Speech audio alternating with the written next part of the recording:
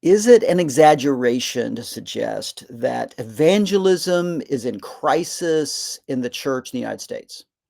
No, I don't think it's an exaggeration at all. I think it's pretty appropriate. And before saying anything else, if saying the word evangelism is requires a little bit of a trigger warning for you, just know that we do think that there's a lot of unhealthy, unhelpful approaches that are out there, and that's not really what we're talking about here. And kind of the why and the how is another conversation that is really important.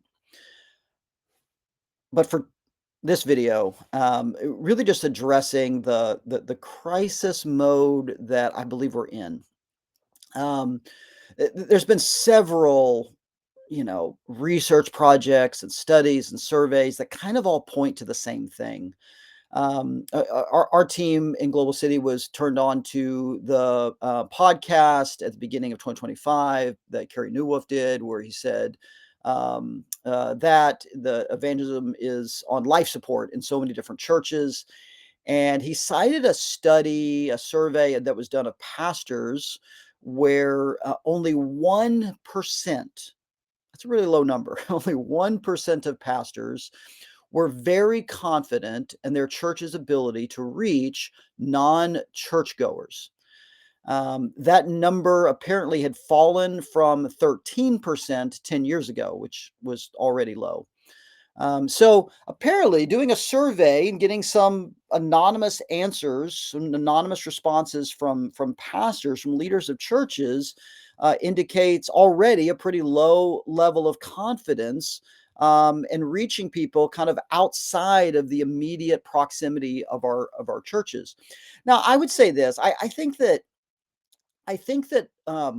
local traditional churches are still going to reach people, and I think including reaching people through the Sunday morning experience. But what I would suggest is that it's pretty limited scope. That it's people that are already church adjacent. What is church adjacent? I mean, people that maybe already have some church background. Kind of what's been referred to as the de-churched, or people that had maybe no church experience, formally or institutionally, but in their household, there was a lot of talk about, Christian things. And so there really wasn't a reason to reject church. They hadn't experienced it, but it's a natural, go to all kinds of different, you know, biographies and backgrounds that we could talk about that maybe make someone already kind of friendly or to the church or church adjacent. And so when they say, "Man, I want to kind of explore faith or kind of get my life right or back on track," and those kind of things, they make their New Year's resolution, all that stuff. Thinking about connecting with the church is a go to. But there is a large portion of the population where that's just not the case. Another study that's been really cited very broadly by a lot of different people is Pew Research and others that have looked at the growing number of nuns or non-religious, unaffiliated. If you ask, "Hey, what's your religion?" they'll say nothing in particular. The numbers do seem to be kind of maybe reaching a little bit of a plateau, according to some, where it may not be, shooting up, skyrocket the way it was over the last several years. But it's hit about the 29% mark. So almost a third of the United States, if you ask them what's your religion, will say none, unaffiliated, nothing in particular. Um, that's still a lot of people in a nation of over, what are we at now? Over 330 million or something like that. That's nearly 100 million people. If you just took that number alone, the non-religious population in the United States alone, that would be one of the top 20 nations in the world. That would make the US one of the largest mission fields on the planet, just based on people that answer that survey as non-religious. Now, what a lot of people jump to in their minds as well is non-religious equals, well, everyone's just becoming atheist, completely secular, completely materialist. That's not true either. I mean, there's some percentage, of course, but there's still a heavy amount of spirituality. Um, One survey, I forget the exact statistic or percentage, but it was somewhere close to three quarters. something like that, of give or take, of responders to the question about that said they're non about their religious experience, religious affiliation, and they responded non-religious, also self-identified as I'm spiritual but not religious. Put that in quotes. And again, we can have all kinds of opinions about what that means, certainly, but it means something to the people that are saying it. There's still um, a curiosity, a hunger, a desire for some kind of spirituality. There's a lot of kind of patchwork spiritualities that come together out there, just kind of borrowing from different things. There may be kind of a general, kind of Christian orientation for some people, but they're not finding connecting with religious institutions very helpful, or maybe trust has been eroded for them in those kind of institutions. There's again, it varies as much as each individual and each community of people, but there's all kinds of things going on that make people step back and say, yeah, I don't know if this is the right way to go in terms of connecting with a faith community and maybe stepping into a really lived out discipleship with Jesus at the center and connected to other disciples of Jesus in some way, but there's still a sense of spirituality for most people. Um, and so we just see these numbers over and over again. Another one is that it's generally agreed upon. There's maybe some variation in studies, but it's generally what is cited most often is that church growth in the U.S. Only grows by evangelism by about 4 to 5%. So 4 to 5% of church growth in the U.S. is through evangelism, meaning the rest of it is transfer growth, a recycling of the saints, people that transfer from church to church.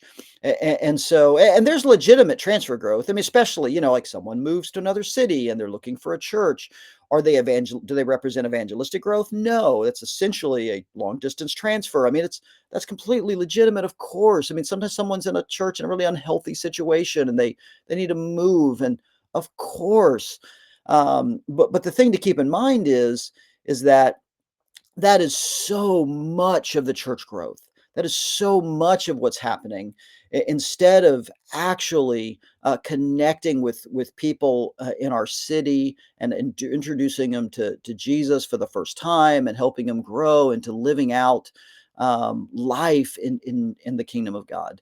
And so that's another um, statistic that really should kind of awaken us to a need to address in our society. And so I think we could, again, we can look at all these different studies, right? I mean, most denominations have seen decline. There's been some additional research on church planting. So church planting, of course, is kind of been the solution that's been hailed, right? As the most, Peter Wagner said, if I hope I don't misquote this, what Peter Wagner said is the most effective evangelistic method under the sun, I believe is how he said it. Um, and to be really objective here, new church plants still reach, you know, on average, more people than longer established churches, right? So that's still true, but some research has indicated too that while church planting has kind of become an industry, it's gotten more effective at reaching, at gathering, I should say, gathering groups of people, and more efficient at kind of putting out the word, launching a service, getting people together, and kind of creating that new entity. It seems to be reaching less people than when church planting was first catching on. And so we've gotten better at creating new assemblies. We haven't gotten better at reaching people that need Jesus. If anything, that might be sliding even among church planting. Um, and so there's really, again, just study after study, survey after survey that is kind of suggesting the same thing. And that is that evangelism and the church in the US is really in crisis. And so if we are someone, if I'm someone who deeply cares about the good news, getting into communities that don't yet know Jesus, the good news of God's reign, bringing transformation to people's lives, and people that don't know Jesus, are not walking with Him, or aren't connected to other disciples of Christ to encourage them and to walk together. And this is something that should deeply concern me. If these are things that I believe are important, then this should be something that we need to awaken to. And I think there's a number of things we can be doing to address it.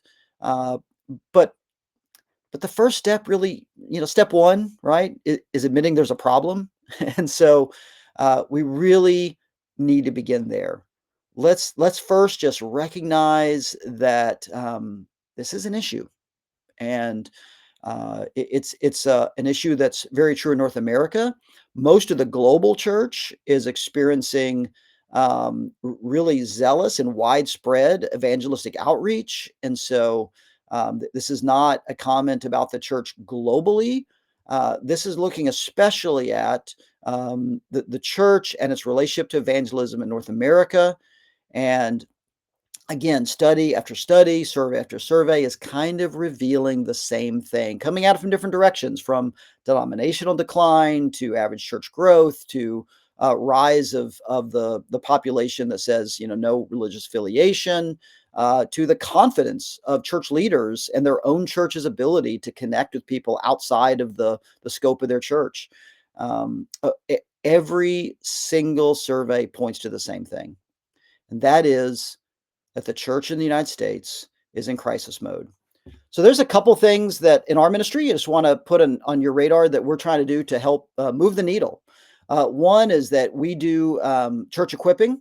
That is, we come in and do a training for helping church members to have spiritual conversations with people in their everyday life.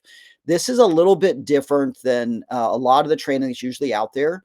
We're not teaching kind of the napkin presentation. Here's how to share the gospel in 2 minutes, that kind of thing.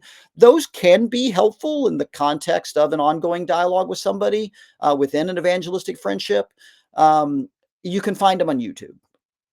I don't, we don't really see the need to come in and do a long training on that. Instead, what we want to do is say, how do you enter into real conversations with people and alert people that you are a person of faith that they can trust without making people run?